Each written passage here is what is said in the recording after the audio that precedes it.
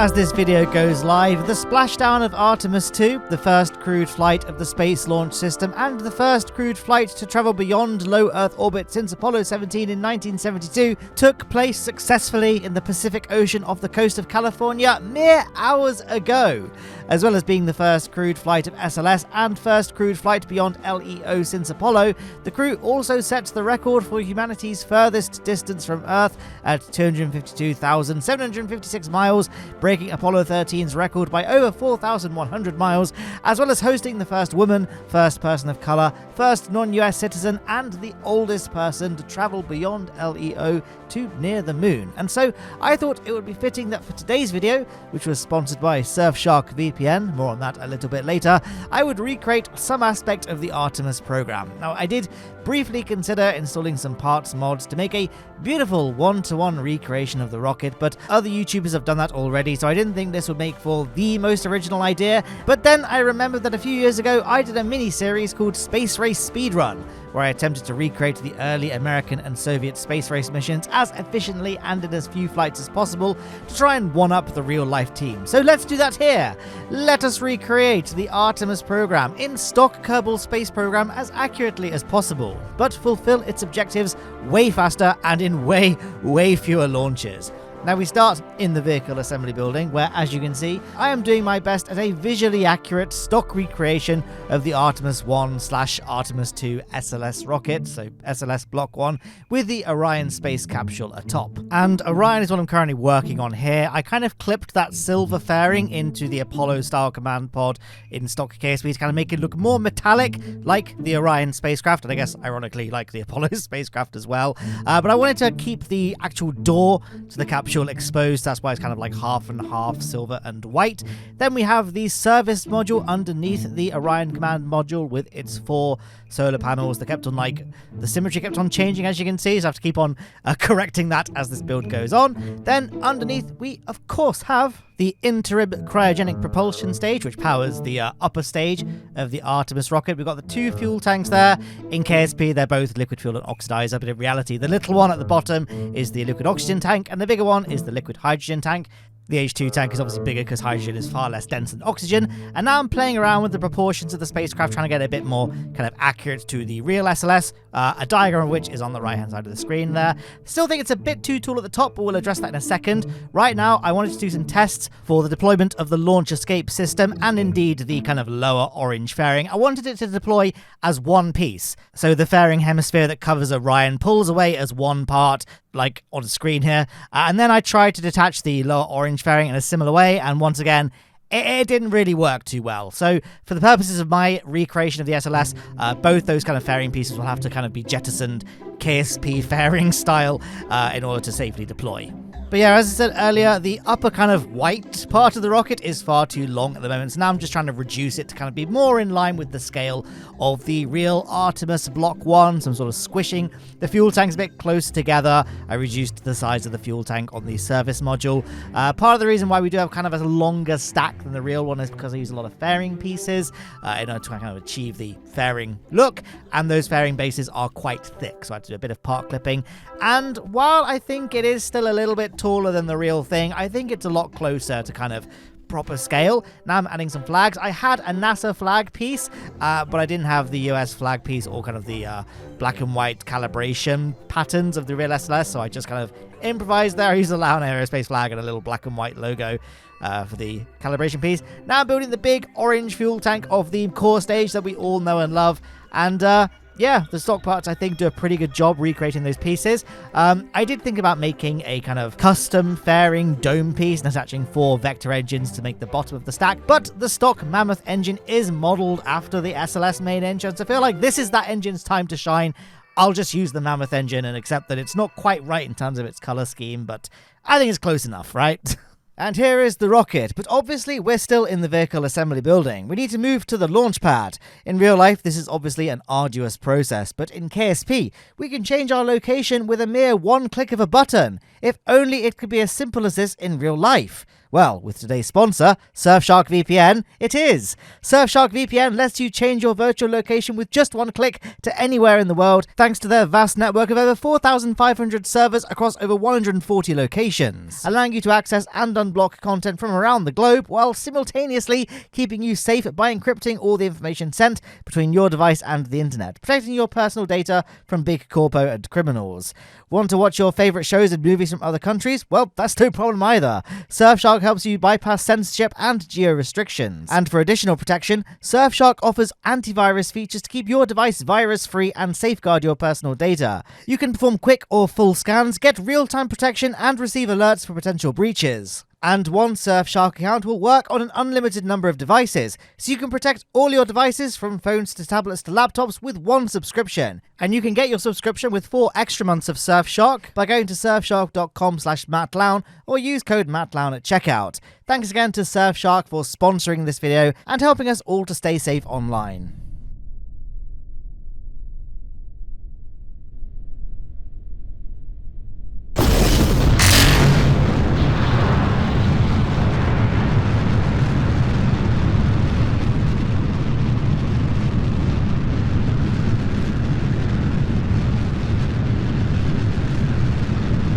And we are off on Lowne Aerospace's first Artemis mission, Artemis I, and we're already making many advances over NASA's maiden flight, which for the Artemis program, ironically, technically, wasn't actually Artemis 1, but rather Exploration Flight Test 1, the technology demonstration mission and test flight of the Orion spacecraft's crew module, launching uncrewed back in 2014 on a Delta IV Heavy rocket, which, while I am sorry to say, is absolutely way cooler than the SLS rocket, it wasn't capable of lunar missions. So then came Artemis I, which was the first integrated flight test of the Orion spacecraft and SLS rocket, designed to test the Orion spacecraft on a lunar mission, where crucially, it would be re-entering the Earth's atmosphere at much higher speeds than on its test flight, giving its heat shield a proper test, which we'll of course get to later. Now, for my Artemis I mission, which is well underway at this point with our solid rocket boosters already detached, we have so much faith in our technology, or maybe just disregard for our crew safety, you decide. We're skipping the nonsense of test flights for Orion and the SLS, and are instead going straight into our first crewed Artemis mission, putting us on par with Artemis II already, the first crewed mission of the Orion spacecraft on a lunar flyby, a similar flight test to Apollo 8, although that mission saw the crew actually enter orbit of the moon, and they orbited it 10 times before returning to Earth, rather than just doing a simple flyby like Artemis II. However, Lowne Aerospace is once again going to smash Artemis II and Apollo 8 in one fell swoop by not only, on this flight, circularizing into low Mun orbit, but we crunched the numbers on the interim cryogenic propulsion stage and the Orion spacecraft itself, and we realized something that even NASA missed. We actually have plenty of fuel to actually go and perform a lunar landing, meaning we're not just going to be surpassing the goals of Artemis II, but also that of Artemis III, which right now is incredibly unlikely to feature a lunar landing. That mission is, at the moment, tentatively, Artemis IV.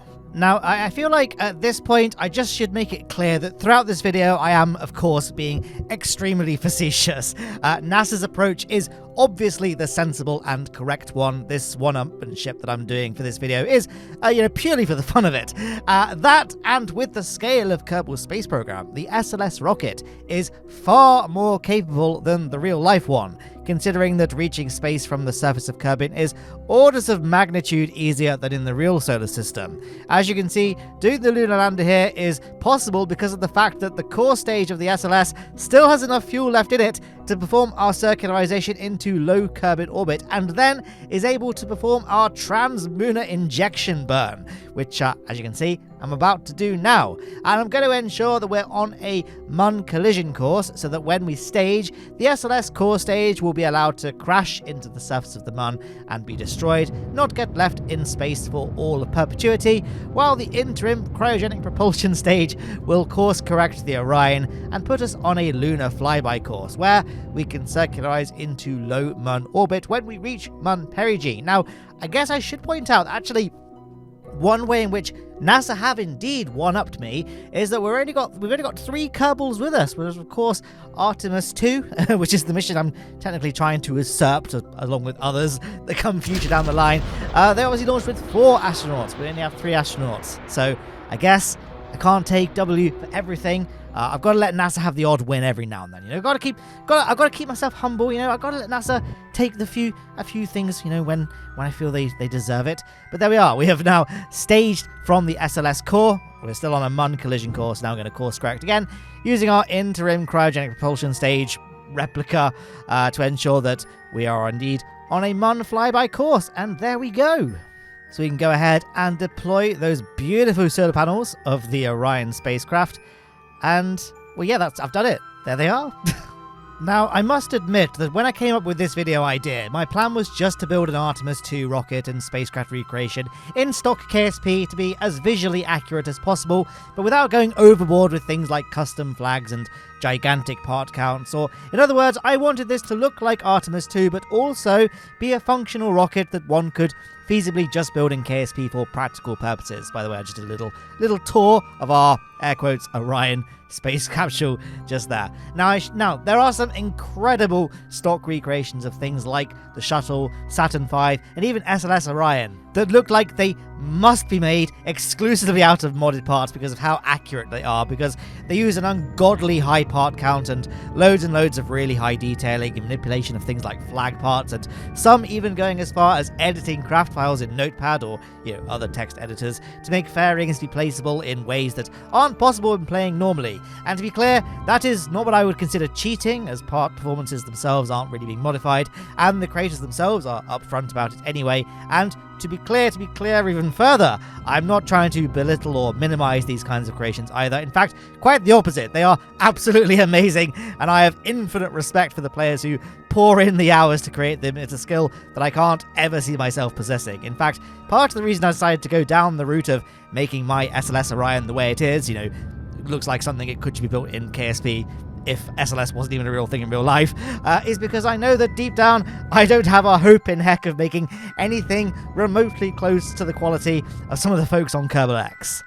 Anyway, wow, that was a tangent and a half, wasn't it? The point I was originally trying to make was that when I came up with this video idea, I planned to recreate Artemis II, like the rocket, as closely as possible, and then just see what was possible with the craft from there. And I realized from the delta V numbers in the VAB alone that a MUN landing was possible. However, because I thought it'd be funny, I changed nothing about the spacecraft's design. And so here you can see me now landing. We're going to be landing directly on the engine bell of the interim cryogenic propulsion stage, and so yeah, that's why there are no landing legs or anything. So it's gonna be kind of tricky. We're kind of a top heavy craft. It's a tall craft. We're not landing on a particularly flat surface. Gosh, I hope this goes well. Or coming down as slow as possible, and maybe firing the RCS thrusters of our Orion space capsule there. I disabled the gimbal of the Skiff engine, which I believe is meant to be a stand-in for the J2 Saturn V engine. It came with the Making History DLC. I picked it because it visually looked kind of like the interim cryogenic propulsion stage engine of SLS, and that's kind of where that ended. And yeah, as you can see, the spacecraft is upright.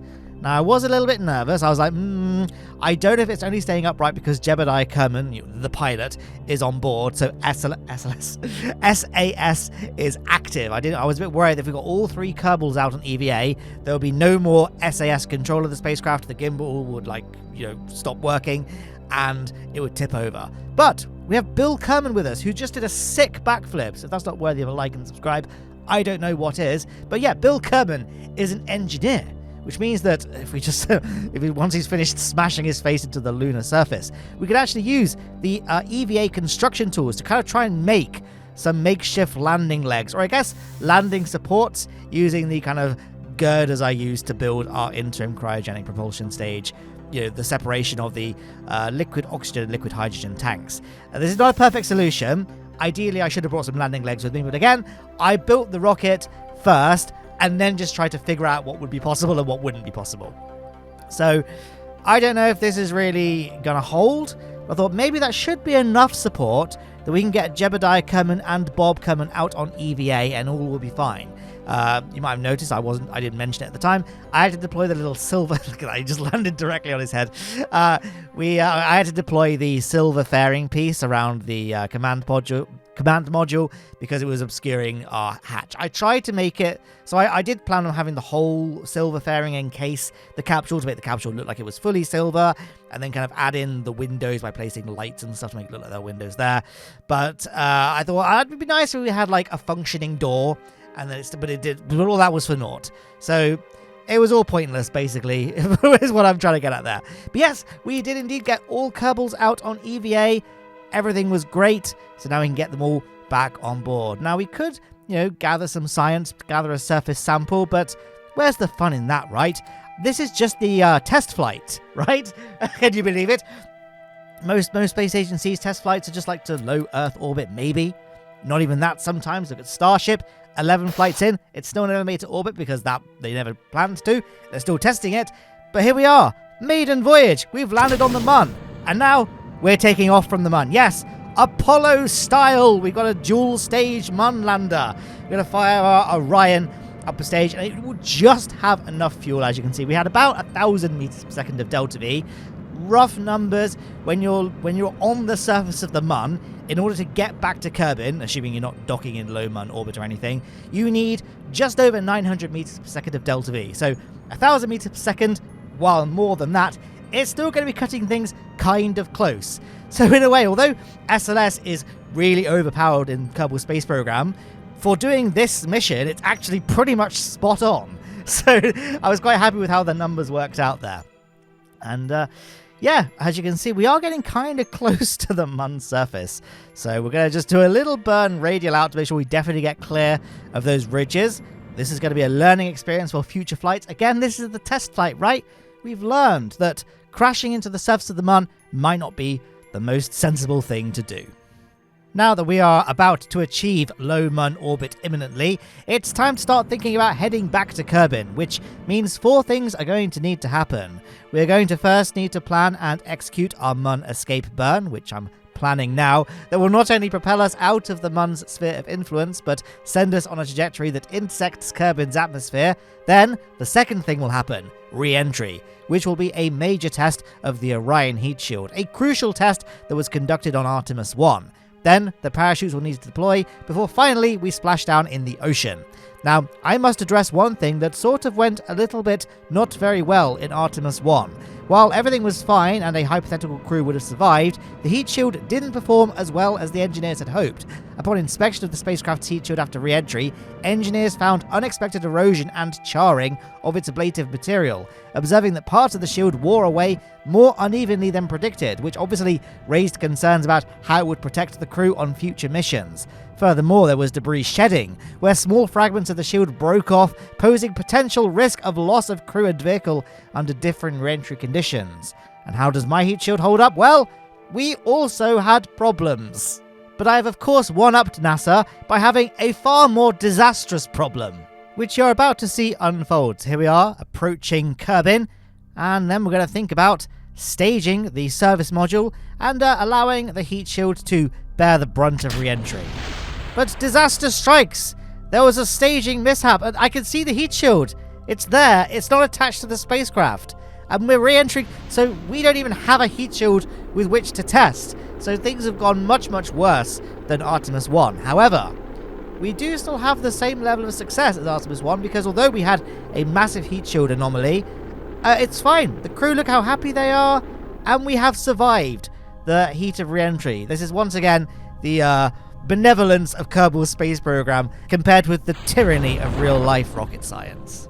But this mishap is going to warrant a redesign of my heat shield setup for my Artemis II, which is another one-up I have over NASA because, and I hope this doesn't age extremely poorly, NASA decided to not change the heat shield for Artemis II. Instead, they altered the re-entry profile to have a steeper descent angle, reducing the amount of time the spacecraft will spend in the thermal environment associated with the heat shield damage. For me, Artemis II hasn't landed yet, so I really hope that I am so scared making this video in case the unthinkable happens. Obviously I'm not going to publish this video if it does. If you're watching this, they made it home safe. But for me, a few hours before Artemis II re-enters, I'm getting a little bit nervous, you know? Anyway, we have splashed down our Artemis I mission, which means we should start thinking about Artemis II and rather reflying SLS Block 1.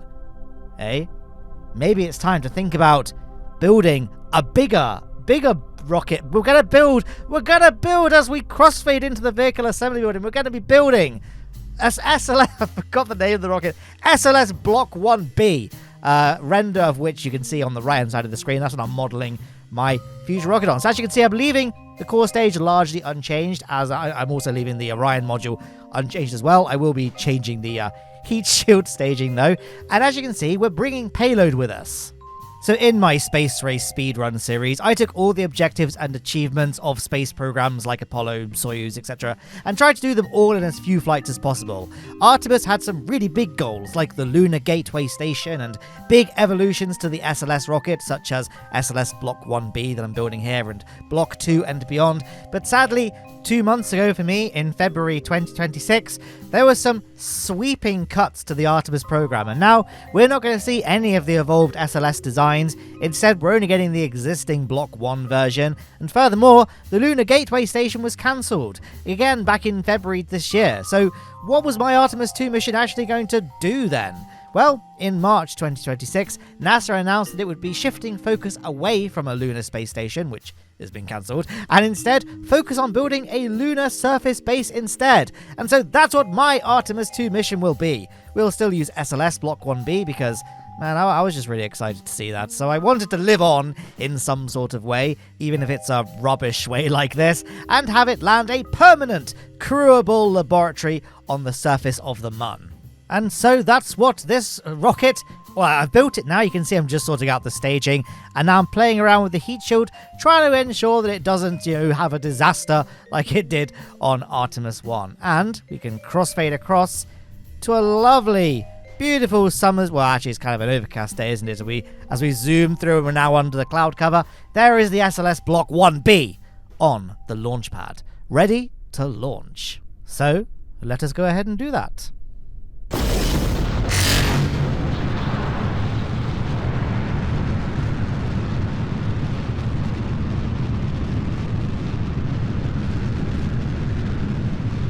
And we are off once again, performing what is arguably an endgame mission for Artemis, building a surface base on the Mun, on what is merely our second flight of the program, demolishing the pathetic progress of NASA.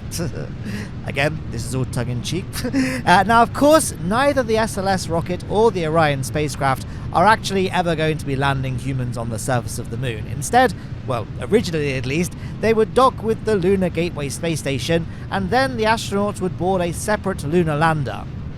This would be either SpaceX's Starship HLS or Blue Origin's Blue Moon, and then that would travel down to the surface. And I did actually consider doing a Starship HLS or Blue Origin Blue Moon as part of this video, but those landers are only required because NASA needs them. We here at Lowne Aerospace, we don't need them because our SLS rocket is quite capable enough without them, thank you very much. That, and the main reason is that I've actually already done a separate video recreating the Starship HLS MoonShip. I don't want to be repeating myself, so I'll leave a link to that in the video description. Should be a card on your screens on the top right as well that you can click on. And Blue Moon, I've never done that specifically in a video, but I think it's something I'd love to give enough room to breathe in a video all on its own. I know there's an amazing mod that recreates it perfectly, so maybe I'll do a video like this one, except instead of doing SLS, we make a new Glenn that can send a crew to the surface of the Mun, or even Juno or somewhere, all on its own, all of course with the first stage returning to the Kerbal Space Center for reuse. There's some ideas for future videos. Funnily enough, my original plan for this was actually just doing every single Artemis mission all in one launch. So I just built this mega giga scale SLS rocket that would carry a fully single-piece Lunar Gateway Space Station and a Starship HLS lunar lander at the top, and Orion spacecraft, maybe squeeze a Blue Moon lander in as well. But I thought, I don't know, that just might be a bit dumb, and also I don't think the Gateway space station would neatly fit inside what's it called, an SLS fairing. Even if I kind of cheated using hinges and stuff to have it all squished together and clipped together, I just preferred the idea of this video more. Again, I just thought, let's just try and make a really nice looking stock interpretation of Artemis II's spacecraft, and then go from there. So yeah, I just mentioned back then that I've already done a Starship HLS recreation video, but how many of you, and comment below, how many of you are OG enough to know that I've not only recreated the SLS Orion rocket before in a video, but in that video I used multiple SLS Orion launches to construct a modular lunar gateway station in orbit of the Mun. To give you a clue as to how old that video is, it references how the first of the SLS launches in real life would be in 2018. And obviously that turned into 2022 for the actual first launch of Artemis I, and obviously now the Block 1B SLS, and all the other blocks for that matter, as well as the Lunar Gateway Station, have all been scrapped. By the way, me being disappointed by the cancellation of the Lunar Gateway Station, me being disappointed by that shouldn't be conflated by the assumption that I was mega on board with the Gateway Station either. In terms of its actual interior size, I don't know how many of you know this, it would have been tiny. It wouldn't really have been that much bigger than the Orion spacecraft, all things considered. And considering the gigantic nature of the Starship HLS Moonlander's interior capacity, it's so large that it sort of makes a separate lunar space station almost feel a bit redundant, in my layperson opinion, of course. That being said, come on guys, it's current year. Why can't we have a moon space station? Is that too much to ask? We should have a moon space station and a moon colony by now, in my opinion. And I, of course, provide no justification for either of those beyond, wouldn't it just be awesome? Wouldn't that be so cool? Wouldn't that inspire a lot of people to want to play Kerbal Space Program and in turn drive more traffic to my YouTube channel and make me lots of money? Yeah! Oh, but right, I was saying earlier how I did a video like a decade ago building the Gateway Station with an admittedly fairly crude recreation of the SLS rocket and Orion spacecraft. But I'll link that down below and on that card to the top right of your screen so that I, and maybe some of you can feel that nostalgic punch. And maybe for some of you, you can see some of my content that you wouldn't have otherwise seen for the very first time. I say you might not have ever seen it because I tried to find this video earlier today, just to see if it was still up, because it might have used copyright music, and I did it in the intro, and I didn't want it to be copyright struck or anything, but I literally couldn't find it for the life of me by searching it on YouTube. Even when I typed in what I was pretty sure was its exact literal title, it just didn't show up. It just suggested all my other videos, and then after the first 5 results, it's like, other videos you might like, and it's all just viral stuff that isn't even related to my search. I had to find the video in my creator's studio. So I guess if enough time passes, YouTube just doesn't show people my older videos, even if they search for them, unless the videos have I don't know, more than an arbitrary number of views, over 1 million views.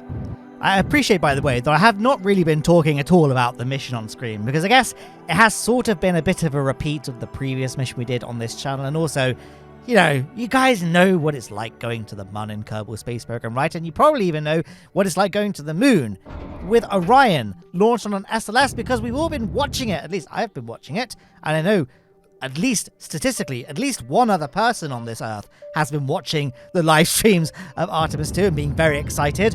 And I am, again, I know it's silly, but I'm really scared that I somehow might jinx Artemis II and there's some sort of horrible, unthinkable thing that happens during re-entry. Again, I will be publishing this video if that is the case, but yeah, no, I guess I'm just feeling nervous. I don't know, maybe it's an unfounded fear, I guess because none of us get any fear or anything watching Dragon re-enter at this point. Maybe we did with Starliner because of all the litany of issues that had. Obviously, this year it was in fact announced to be a Type A mishap, the disaster of Boeing Starliner, where Butch and Sonny had to basically re-enter on a different spacecraft. It was announced it was a Type A mishap, so the worst kind of mishap that NASA can have. Examples of a Type A mishap would be the Challenger disaster. That's the severity it was treated. So, yeah, Starliner. What a mess, eh? Hopefully, this spacecraft is more successful with its mission, which is going to be landing on the surface of the Mun. So here we are coming down very, very slowly. Oh, and we have touched down. Again, like before, we got a very top-heavy payload, though. That's why I've got, like, grip pad landing legs as well as regular landing legs to try and help stabilize ourselves as much as possible. But we had to have a fairly narrow landing leg platform because of the fact it all had to fit inside, aesthetically had to fit inside the SLS Block 1B launch vehicle. So I had to have this. You wouldn't design a KSP lander like this, basically. And I wasn't really happy with our landing location. We were tilting over a bit too much. I wasn't satisfied that this is meant to be a long-term base, right? I wasn't satisfied that it wouldn't, you know, just fall over at some point. So we're just hovering it over to a slightly flatter region. And I think this is much better. And now that we've landed, we wanted to again have Bill Kerman with us, so he can get out on EVA in a bit and just try and juggle the landing legs around to better support this land, because we are still on a bit of a slope, so we can try and adjust the landing gear so they're kind of, you know, supporting us the direction that we're leaning. Right, I've just had a bit of a mind blank there in terms of how to describe it. So, obviously, we have a surface base. So we can do lots of things on the surface of the Mun that obviously the Apollo missions couldn't have done because they were limited to the tiny Apollo lunar lander. And there we are, look at that. Bill Kerman, just like Neil Armstrong, is leaving, well, all 12 of the moonwalkers of the Apollo program left footprints, right? But obviously Neil Armstrong left the first footprint on the moon. And, well, I guess that's not even for this mission, is it? We've already walked on the moon, so I don't know why I'm bringing this up now. But yeah, here we are doing the thing I just talked about. Reshuffling the landing legs to try and better support the lander to kind of accommodate for the direction it's leaning. The lean will not be as bad once we depart, because then it will just be leaving the laboratory bit behind, so the lander won't be quite as tall, and there's a big fuel tank at the top of this stack, so when we launch and leave, we'll take away a lot of the mass that's at the top of the stack, so we should be fine. And yeah, I probably should have mentioned that although I was trying to recreate the look of the SLS Block 1B, this was not an accurate recreation of the exploration upper stage. So you might be wondering, why was it called the interim cryogenic propulsion stage for Artemis II and all that? Was because for Block 1B and all that, they were going to have the exploration upper stage, which is far more powerful. But that's not happening now. So I thought, well, it's not happening now. Let's not bother building anything. Let's not build Centaur or any other upper stages that it might use. Let's just build our own custom bespoke one that's going to be attached directly to our surface base. And speaking of the surface base, here is a little tour. Fell down the ladder here, but we can just waddle our way back up. And yeah, the view, admittedly, the view is kind of the same at every level because there's not much altitude difference between the levels. And I want to try and get an EVA, but on the correct porthole, because obviously one of the sides has all the science experiments. So we'll go on EVA out of this door. Okay, this is the wrong side of the lab, so let's go on EVA through the other door, and we're still on the wrong side. So this is actually how I learned that free IVA doesn't let you choose which door you leave the module from, so that was a bit of a shame, but I guess it doesn't really matter in the grand scheme of things. It just would have been nice if when we go on EVA, we're on the correct side where there are the science experiments that Bob Kerman can run, and then can just go straight down the ladder to get down to the Mun's surface, although I guess he's elected not to use it. He's just smashed his face into this moon rock here. Very grateful that it didn't break. I've seen those, watching the Apollo astronaut videos, you see some of them falling over on the surface of the moon. How terrifying must that have been? To think if you smash your visor on a rock or something, that's it. You're done. I mean, you got one heck of a legacy, right? The first person to die on the surface of a different celestial body, but you'd rather not have that happen, all things considered. So yeah, it must be really, really scary. I don't know how I would feel about the opportunity to walk on the surface of the moon. I feel like it would just be terrifying. I feel like the best I could do would be New Shepard or Virgin Galactic, if that even is still happening. I know they're working on, what's it called? It's not the Mark III spaceplane anymore. It's the Delta spaceplane. But I feel like now Richard Branson, the owner, has been in space. I feel like his interest is no longer there. I don't know. I guess we'll have to wait and see with Virgin Galactic. But I do really like the Virgin Galactic ship. It's so cool. But New Shepard, I could do that. But anything long-term, the SpaceX Dragon orbital missions, I don't think I could do. I get motion sick really, really easily. I've been on a helicopter, and I thought I was going to puke. I really don't do motion sickness very well. So I think just being in microgravity, I wouldn't be able to handle it very well. So I don't think I could do an orbital mission, but just spending a minute in space in 0G, I feel like I could handle that. Maybe I'll have to try the Vomit Comet aeroplanes and decide. But yeah, I would love the opportunity to go to space. Like, don't get me wrong, but I don't know if I would be able to stomach it, like physically stomach it. Anyway, as you can see, I wasn't talking about what's happened on screen, and you might have noticed. Hopefully you've noticed if you're looking at the screen. If not, hey, go on, pay attention, look at the screen. There's going to be someone in the comments that's feels called out about that. Oh, look at that. We have an Earthrise. Aha, and there was obviously that famous Earthrise picture taken on the Artemis II mission by Reed Wiseman. You know, all 4 members of the Artemis II mission, you know, have their own thing that makes them a world record breaker. So one of them, for example, is the first woman. One of them is the first person of color.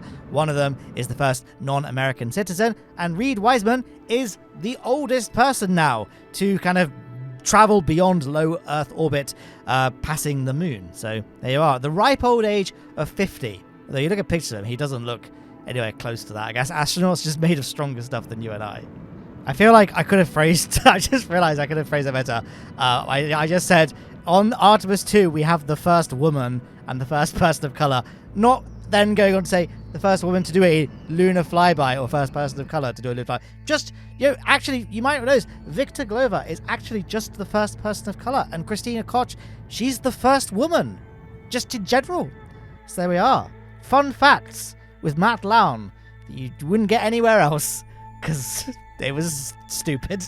But we are now departing the Mun. And we are heading back to Kerbin. So, let's see if the changes to our heat shield fare better and Artemis II has a better time with its re-entry than Artemis 1. Like, hopefully in real life. And as you can see, oh gosh. Oh no. Is this a terrible omen? I really hope not. We have once again had disastrous performance with our heat shield. It has once again failed and has left us. Luckily, again, Kerbal Space Program is far more forgiving than real life, so we were able to survive intact. But I hope that, I hope that Artemis II's heat shield is fine, basically, and we do indeed recover the first woman. We can't lose the first woman, guys, or the first person of color, or the first, non-US citizen. We need them. They're historic people. Anyway, moving on from whatever that was, speeding the footage up here so we can get to our ocean splashdown. Can't really see a lot because we're in the night time, but listen out. I do believe that was the sound of splashdown off the coast of California in the Pacific Ocean, definitely. But there's the capsule, splashed down. Look at that. And I'm just going to... I like ending the videos with this nice little view of it in the ocean. But here is the science gathered, so you can see what we earned in case you cared. Only 152 science, but that wasn't really the objective of the mission. It was to establish the lunar base. Of course, massive thanks to the names on the right-hand side of the screen to make all of this content possible. And big thanks once again to our sponsor today, Surfshark VPN. They've sponsored me for a long time now. And, VPNs, I speak from experience living in a country where they are very, very necessary. They're very, very necessary. So definitely check them out. And thank you for watching, and goodbye.